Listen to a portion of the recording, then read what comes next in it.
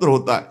एक नाव में बहुत से लोग बैठे हुए थे, संत भगवान भी बैठे हुए थे, आराम से नाव चली जा रही थी, सब इधर उधर की बातें कर रहे थे। संत तो एक उन्मत्त अवस्था में। नाविक ने कहा, सावधान, नाव भंवर में फंस रही है, अब डूबने वाली है। संत भगवान का कमंडल था, फौरन ढक्कन हटाया और भर भर करके नदी से पानी नाव में डालने लगे। अरे वो ये क्या कर रहे हो? किसी के नहीं सुन रहे थे, 10-12 कमंडल तो डाल ही चुके थे। इतने में नाविक ने कहा, भगवान की कृपा से नाव भंवर से निकल गई, बचने का संकेत है।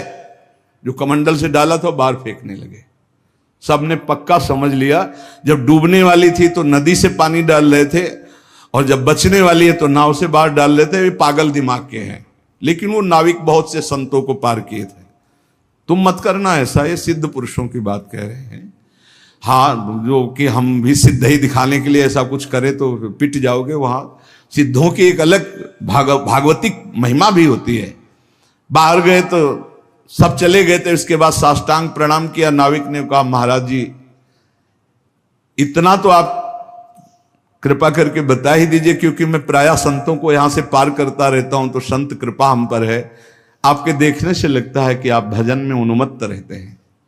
फिर आपकी चेष्टा मेरी समझ में नहीं आई। जब मैंने कहा नाव डूबने वाली तो आपने नदी से पानी इधर, और जब मैंने कहा बचने वाली तो नाव से नदी में डालने लगे। इसका मतलब क्या था? तो उनका जब हमें यह पता चला आपके मुख से कि भगवान डुबोना चाहते, तो हमने कहा भगवान की इच्छा में 10 कमंडल हमारे, तो हम डालने लगे। जब कहा बचाना चाहते, तो हमने सोचा भगवान जब बचाना चाहते हैं तो हम भी सहयोग करें। तो जो डाला था वो बाहर कर दिया। जोई जोई प्यारो करे सोई मोई भावे, भावे मोई जोई, सोई सोई करें प्यारे। जो इस सिद्धावस्था को प्राप्त है वो भगवान की रुचि में रुचि मिला के चलते हैं। ऐसा आप मत करना, वो सिद्धों की अलग लीला होती है।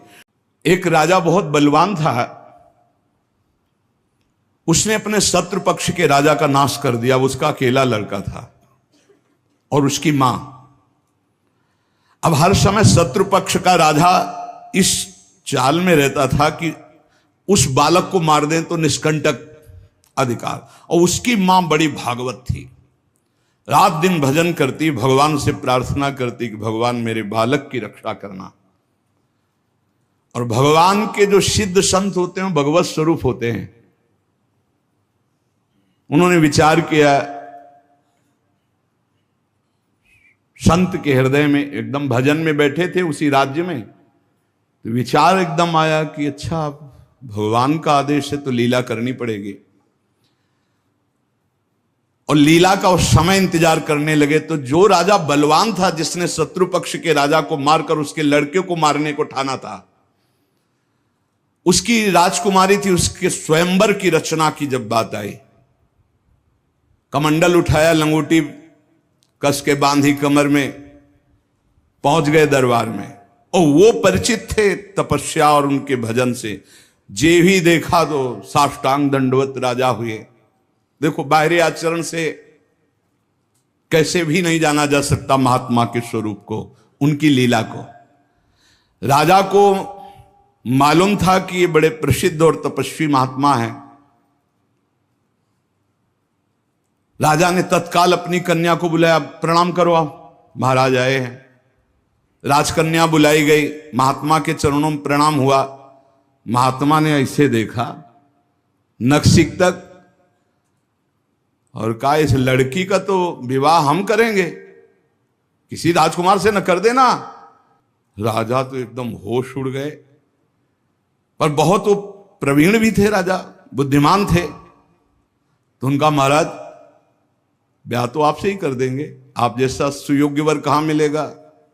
80 वर्ष की अवस्था, शरीर में झुर्रियां पड़ रही, दूल्हा की पोशाक मात्र में लंगोटी, धन संपत्ति मात्र में लौकी का कमंडल, आप जैसा दूल्हा कहां मिलेगा। कुछ शर्त हैं, उनका आप पालन कर दो। गए, अपने तिजोरी से इतने बड़े बड़े मोती 2 लाए। बोले, ये हमारे पूर्वजों के द्वारा एकत्रित किए हुए 2 मोती हैं, 108 मोती ले आओ। पहली शर्त, राजकुमारी का ब्याह आपके साथ। देख रहे थे, हालत देख रहे थे। महात्मा ने कहा हाँ हाँ 108 क्या होते, ले आएंगे। बोले मोती देख लो। बोले लाओ, जब साथ रहेंगे तो उसी नाप के ले आएंगे। राजा ने सोचा इनको, और बोले महाराज लगन के पहले, क्योंकि लगन निकल गई तो फिर बात कैसे बनेगी, तुम चिंता मत करो, तुम्हारे कुल की प्रथा पूरी करूंगा और कन्या से विवाह करूंगा। पर एक बात ध्यान रखना, अगर विलंब हो जाए तो किसी के साथ पाणिक ग्रहण नहीं कर देना, नहीं तो जो आ गया। दूसरे से ब्याह की सोचना भी मत। अब राजा ने कहा जैसे आ गया। उन्होंने सोचा महात्मा मोती लेके जाएंगे, 2-4-6 दिन घूमेंगे, निराश होकर वापस हो जाएंगे। उनको क्या पता था कि जो भगवान के दास होते हैं बड़े जिद्दी स्वभाव के होते हैं। अब वो ऊंचे दर्जे के सिद्ध महात्मा हाथ में मोती लिए हुए पहुंचे। विचार किया कि यार मोती किससे मांगूं, किससे खोजूं, कहां जाऊं। तो उनका समुद्र को रत्न गर्भा कहा गया, क्योंकि समस्त रत्न है, रत्नाकर है, सब रत्न उसमें विराजमान। समुद्र ही से सीधे मांग लेते हैं चल के। गए, ध्यान आया कि 3 दिन तक भगवान राम जो है उपवास करके बैठे रहे, नहीं आया तो हम तो 30 दिन बैठे रहेंगे तो नहीं आएगा, क्या करें। तो लौकी का कमंडल था, कमंडल उठाया, उलीचने लगे। 1 दिन 2 दिन 3 दिन लगातार, और खूब नाम जप भगवान का, और हर कमंडल में नाम जप करके, मंत्र जप करके जल उलीचने लगे। नाम का प्रभाव समुद्र के हृदय में जलन पैदा हो गई। समुद्र एक साधारण पुरुष के रूप में पीछे से आवाज की, बाबा ये क्या कर रहे हो। समुद्र को खाली कर रहे हैं, और क्या कर रहे हैं। बोले तुम्हारे लौकी के कमंडल से समुद्र खाली हो जाएगा। बोले मजाक करो मत करो, एक महात्मा ने चुल्लू में पी गए थे, अगस्त जी चुल्लू में पी गए थे, ज्यादा हमको चैलेंज मत करो। समुद्र डरा। बोले उलीच काहे के ले रहे हो, तुम हमें बता सकते हो। बोले सुना है रत्नाकर है, बड़े बड़े रत्न है समुद्र में, हमें 108 मोती चाहिए। बोले अगर मोती मिल जाए तो समुद्र लीचना बंद करो, काहे को मेहनत करेंगे हम। बोले वो तो हम दे रहे हैं तुम्हें, दिखाओ मोती। मोती निकाले हुए से ढेर सारे मोती, एक लहर आई, नाप नाप के 110, क्योंकि 2 वो और 108 झोली में डाले। समुद्र ने कहा और भर लो। बोले हम अकिंचन महात्मा है, हमें नहीं चाहिए, ये दुल्हन लेने के लिए शर्त है, इसलिए हमने इनको लिया है और जा रहे हैं। महात्मा जी बड़े गर्व से गए, भगवान की जय जयकार की। राजा देखते ही समझ गया मोती मिल गए, क्योंकि बहुत मुस्कुराहट है। गणित लगाई, लड़की को कैसे बचाऊं। बोले हाँ महाराज। बोले ये ले 110, 2 ही तुम्हारा, 108 ही। बोले महाराज जी आपसे कहा था कि कुछ शर्तें हैं, एक तो पूरी हो गई, दूसरी एक है कि हमारे शत्रु पक्ष के राजा का वध तो मैंने कर दिया, उसका एक लड़का है, उसकी खोपड़ी तुम हमें ले आओ। महात्मा जी ने विचार किया कि सारा खेल भगवान के इशारे से तो उसी की रक्षा के लिए हो रहा है।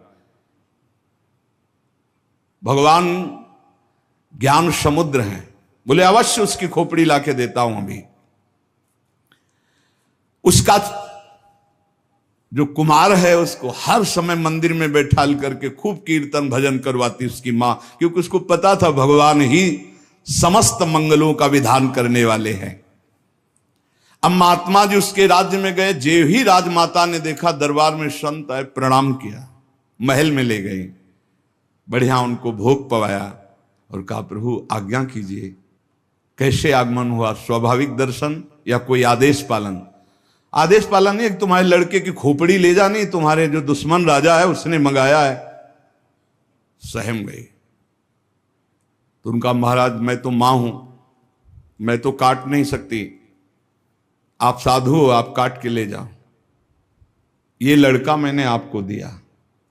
कहा जब दिया तो काट के ले जाने की क्या जरूरत है, पूरा ले जाएंगे हम, काट के ले जाने की जरूरत क्या है। बोले महाराज पूरा राज्यभार आगामी राजा यही है, और आज तक मैंने भगवान की आराधना की अपने पुत्र की रक्षा के लिए।